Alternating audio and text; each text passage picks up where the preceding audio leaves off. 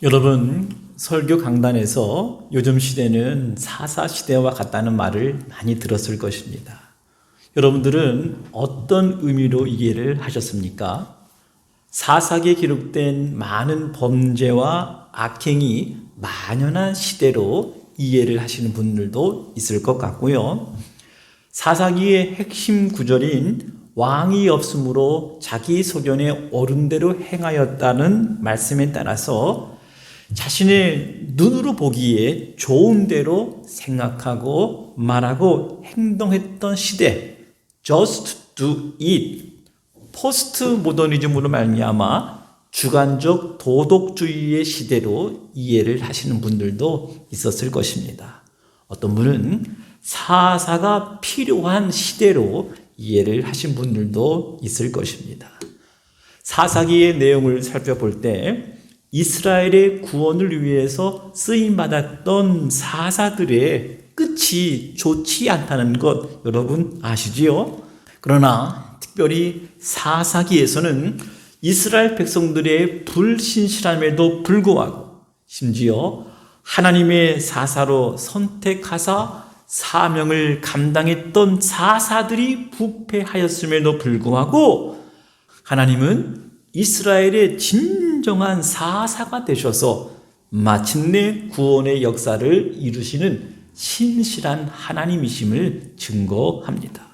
구약 성경을 연대기적으로 구분해 보면 창세기 1장부터 11장까지를 창조시대, 아브라함으로부터 요셉에 이르기까지를 족장시대, 모세로부터 여호수아까지를 출애굽시대, 이스라엘 백성들이 가나안 땅에 정착하고 여호수아가 죽은 이후에 이스라엘의 왕이 세워지기까지 350년의 시간을 사사시대라 부릅니다.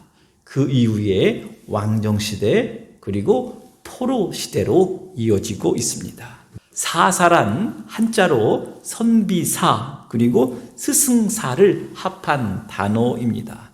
사전에는 심판, 판사로 나옵니다. 공동 번역에서는 판관기라고 번역을 했습니다.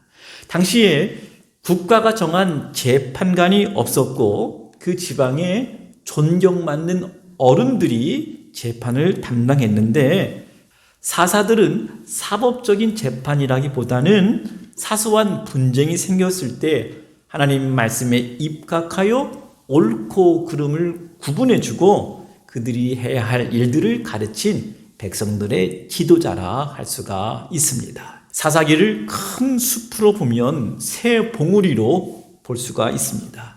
서론과 본론과 결론이 뚜렷하게 보이는 책입니다. 사사기 저자는 이야기의 구조와 내용의 배열을 통해서도 메시지를 전하고자 하는 의도가 있어 보입니다.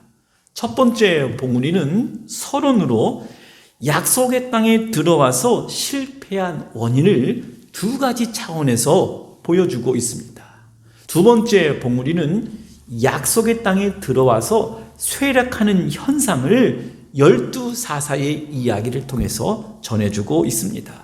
셋째 봉우리는 약속의 땅에서 일어난 총체적인 타락한 현상을 고발하고 있습니다. 그래서 사사기는 뒤에 나오는 사사들의 이야기가 더 많아지고 더욱더 부패한 이야기로 발전하는 특징이 있습니다.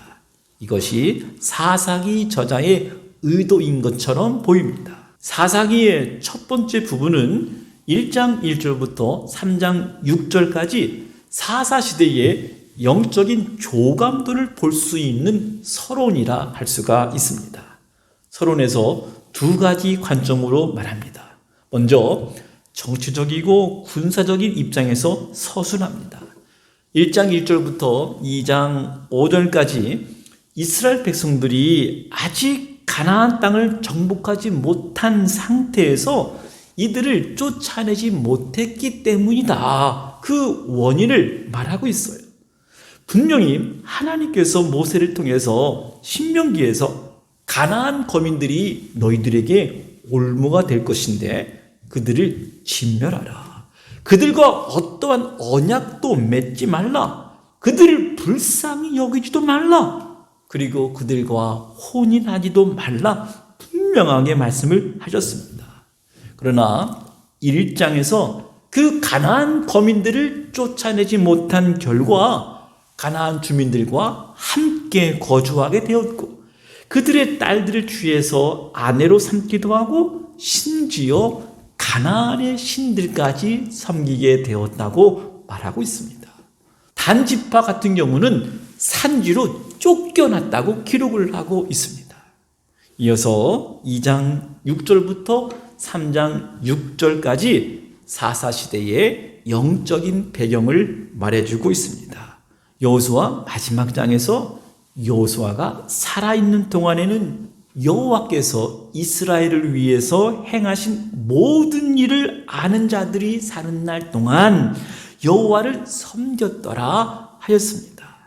사사기는 여호수아의 연장선에서 이 구절의 말씀을 2장 6절에서 다시 언급을 했고 여호수아가 죽은 후에 어떠한 상태가 되었는지 사사기 2장 10절에서 다시 언급을 하고 있습니다. 그 세대의 사람도 다 그 조상들에게로 돌아갔고 그 후에 일어난 다른 세대는 여호와를 알지 못하며 여호와께서 이스라엘을 위하여 행하신 일도 알지 못하였더라 기록을 하고 있습니다.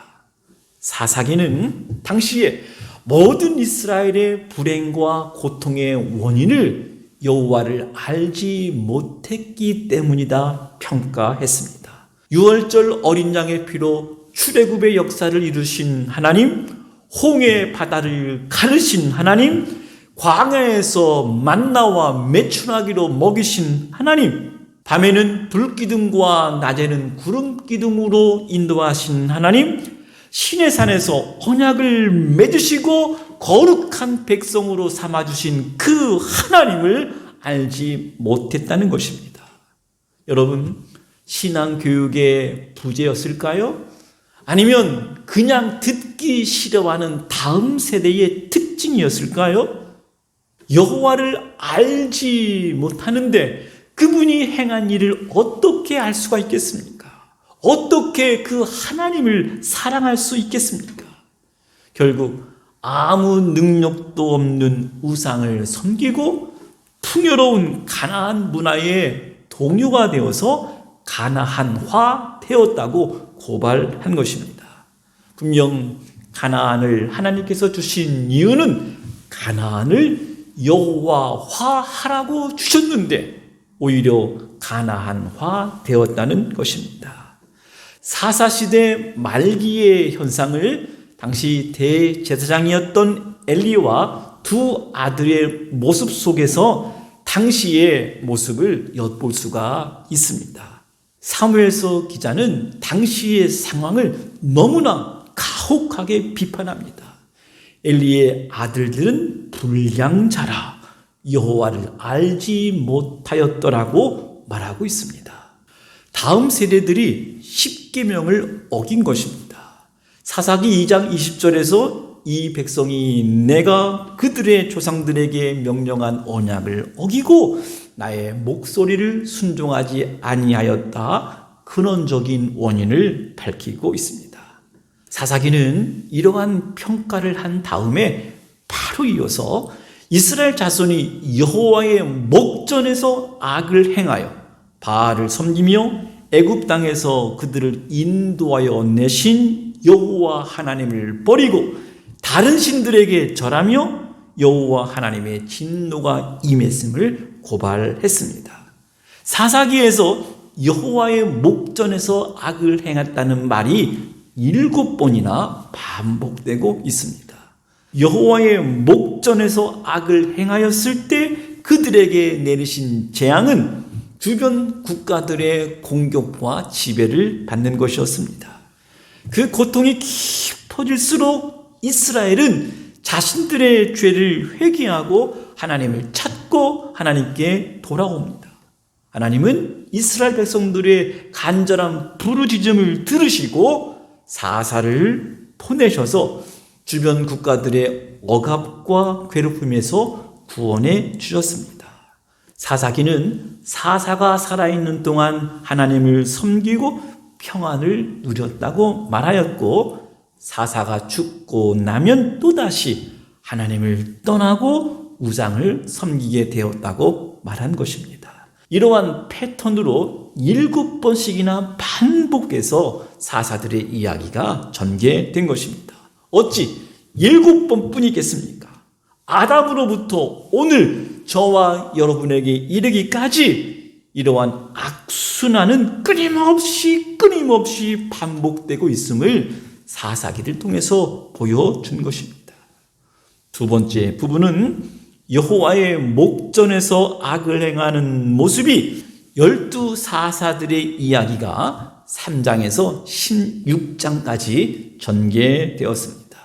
사사기의 본론 부분이라고 할 수가 있습니다. 사사들의 활약이 다소 길게 전개된 사사들을 대사사라 부르고, 짧게 소개된 사사들을 소사사라 부릅니다. 사사기 저자의 평가는 하나님의 기대에 미치지 못하는 부정적인 모습이었습니다. 우리가 잘 알고 있는 기드온도 삼손도 실패한 사사였습니다. 몇 가지 특징이 보이는데, 문제가 많은 사사일수록 내용이 더 많다는 것입니다. 첫 번째, 온니엘로 시작합니다. 두 번째 사사 에훗이었습니다. 세 번째 사사 삼갈입니다. 네 번째는 여성 사사 드보라입니다. 다섯 번째는 기드온, 여섯 번째는 돌라, 일곱 번째는 야일, 여덟 번째는 입다, 아홉 번째는 입산, 열 번째는 엘론, 11번째는 압돈, 그리고 마지막 12번째 사사 삼손은 13장부터 16장까지 4장이나 기록이 되어 있습니다. 사사기 저자는 첫 번째 사사 온니엘을 흠집 없는 인물로 묘사를 하였습니다. 그러나 온니엘을 제외한 대부분의 사사들은 온전하다 말할 수 있는 사사가 없었다는 것입니다. 에훗은 왼손잡이였습니다. 이 말은 장애자였다는 말입니다. 당시 여성이었던 드보라가 쓰임 받았다는 것은 얼마나 영적으로 감을 얻는지를 알 수 있는 시대 환경이었습니다. 적군의 침입이 무서워서 포도주 틀 안에서 타작하고 있는 소심한 기드온에게 하나님께서 표징을 보여주면서까지 부르셨습니다. 기드온 300명이라고 하는 유명한 전쟁 이야기가 있습니다. 그러나 기드온은 아내가 70명이었다고 하였습니다. 이 말은 그의 마지막이 좋지 않았다고 하는 것입니다. 그래서 그 첩의 아들 중에 아비멜렉으로 말미암아 하나님을 왕으로 모시는 것을 거부한 그러한 사건이 벌어지게 되었습니다. 얼마나 당시에 인물이 없었다면 불량배의 우두머리였던 입다를 사용했을까요?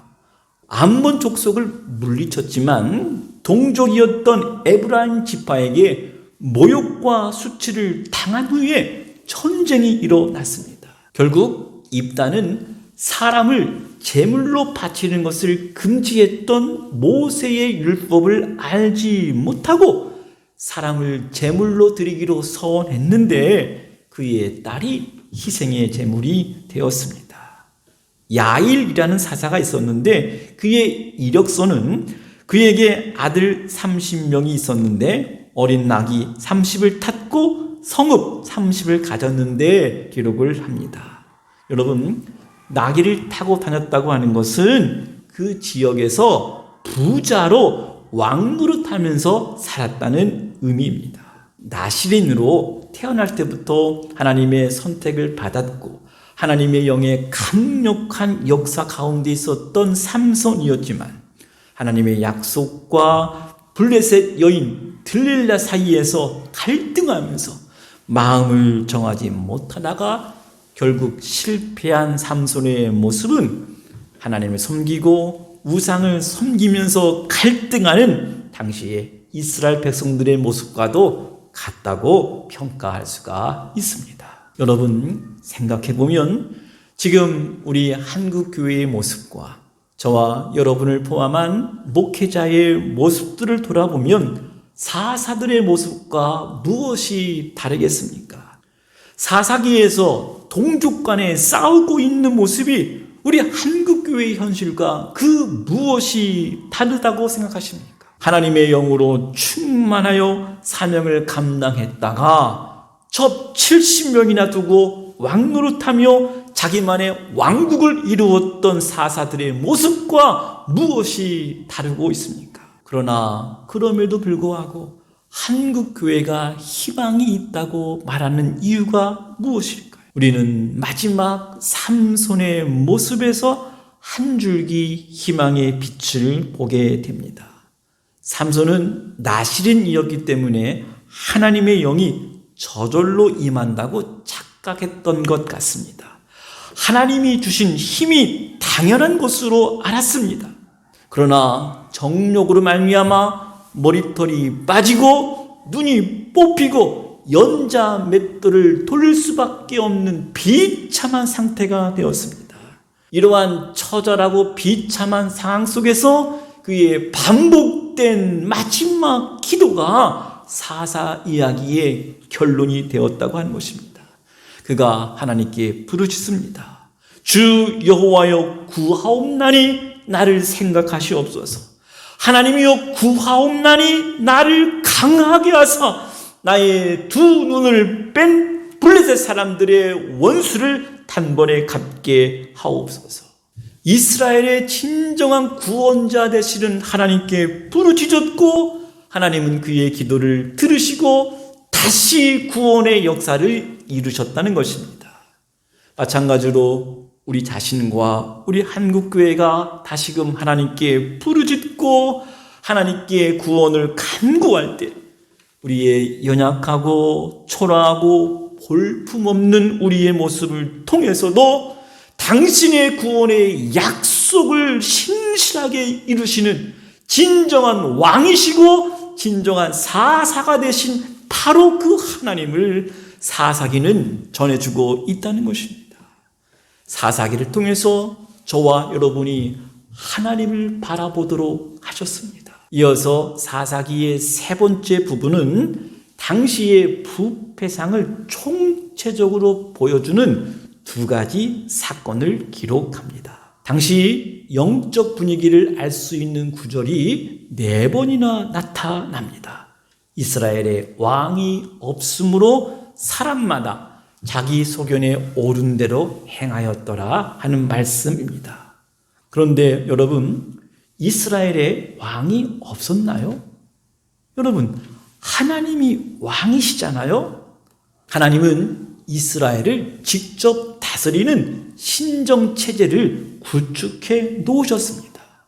먼저 모세를 통해서 하나님이 왕이 되셔서 직접 다스리는 제사장 나라 제도를 잘 정착시켰습니다. 성막을 중심으로 레위 지파를 통해서 다스리는 체제입니다. 여호수아는 모세가 가르쳐준 대로 12지파가 얻은 기업에서 48개의 성읍을 전국에 흩었습니다. 레위인의 사명은 12지파와 함께 섞여 살면서 하나님 말씀을 잘 가르치고 제사장 나라 백성답게 살 수 있도록 가르치는 것이었습니다. 그래서 레위인들은 백성들의 11조로 살아가게 하신 것입니다. 그래서 사사기 저자는 자기 소견에 옳은 대로 행했던 두 가지 사건을 부록처럼 덧붙이고 있습니다. 첫 번째 사건은 에브라임 산지에 사는 미가의 집에서 일어난 사건이었습니다. 미가가 어머니의 은 1,100개를 훔쳤다가 어머니가 훔친 자를 저주하자 아들이 그 돈을 내놓습니다. 어머니는 그 저주가 아들에게 임할까봐 두려워서 제사장들이 입는 에봇을 그 미가에게 입히고 가정의 수호신이었던 드라빔을 만들고 신당을 만들었습니다. 이러한 행위에 대해서 17장 6절에서 이스라엘이 왕이 없으므로 사람마다 자기의 소견에 옳은 대로 행했다 평가한 것입니다. 이 가정과 연관된 이야기가 바로 이어서 전개됩니다. 유다 베들레헴에서 거주했던 레위인이 거류할 곳을 찾으러 한 가정집을 찾아갔는데 바로 미가의 집이었습니다. 왜 그랬을까요? 아마도 백성들이 율법을 지키지 않았던 것 같습니다. 백성들은 11조로 레위 사람들을 책임을 져야만 했습니다. 그래서 레위인들은 하나님을 섬기는 일에 집중을 못했던 것 같습니다. 결국 은열과 의복 한 벌 먹을 양식을 받아가면서 한 가정에서 복을 빌어주는 사적 종교인으로 안주하고 만 것입니다.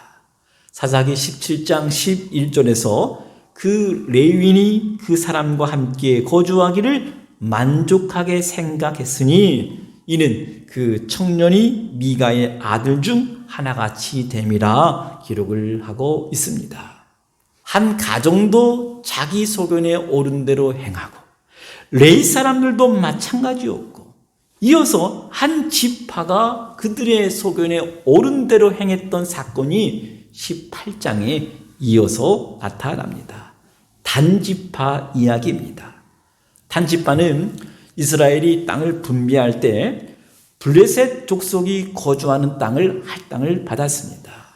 그런데 블레셋 족속의 등살에 못 이겨서 결국 라이스라는 지역으로 이주해야만 했습니다. 대표자들이 단지파 사람들을 데리고 가는 여정에 미가라는 집에 들려서 그 집에 있었던 신상과 드라빔과 에봇을 약탈했습니다. 이를 저지하는 레위 사람들을 단지파 사람들이 협박하고 회유합니다. 이렇게 회유했습니다. 한 집안의 제사장이 되는 것보다 단지파 제사장이 되는 것이 어떻겠느냐 하는 제안이었습니다. 그러자 그 미가의 집에 있었던 제사장이 더 좋은 조건을 제시한 단지파를 따라 나섰다는 이야기입니다.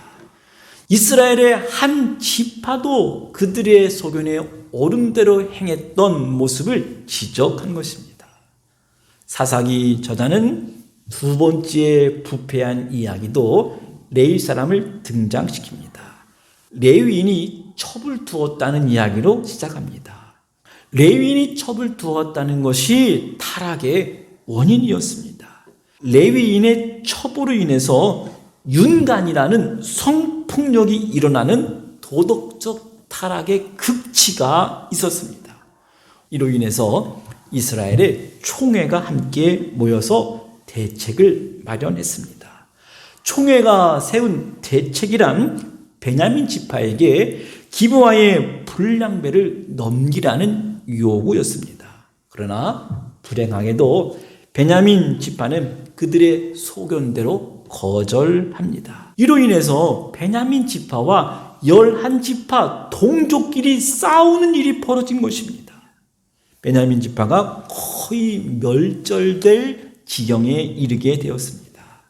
사사기는 이러한 전쟁을 유발시킨 베냐민 지파도 더 나아가서 이스라엘 총회도 그들의 소견에 옳은 대로 행하여 사분오열된 모습을 고발한 것입니다. 거룩한 하나님의 백성다움의 모습은 전혀 찾아볼 수가 없습니다. 사사기는 하나님 없는 불의하고 무정한 시대의 잔상을 마지막 구절에서 남겨주고 있습니다.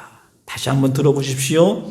그때에 이스라엘의 왕이 없으므로 사람이 각각 자기의 소견에 옳은 대로 행하였더라. 그러나 사랑하는 여러분, 사사기는 이스라엘의 끊임없는 반역과 범죄와 우상 숭배에도 불구하고 하나님은 자신의 약속을 지키시기 위해서 꾸준하시게 또 꾸준히 하나님의 신실하신 사사되심을 강조하고 있다는 것입니다.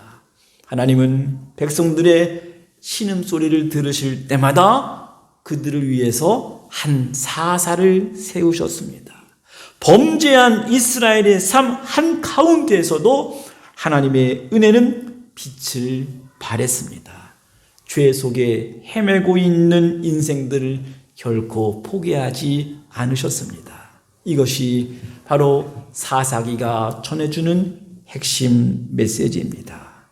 사사기에 나오는 사사들처럼 연약하고 볼품없는 미약한 존재들이지만 하나님의 손에 붙들려 우리의 생애 동안 하나님의 사사로 아름답게 쓰임받는 믿음의 사람들이 되어야 하겠습니다. 사사기에서 어두운 시대 상황만 보시고 좌절하지 마시고 이 가운데서도 일하시는 하나님, 자기 백성을 구원하시는 그 신실한 하나님으로 말미암아 다시 소망을 만날 수 있는 저와 여러분 되시기를 주님의 이름으로 간절히 축원합니다.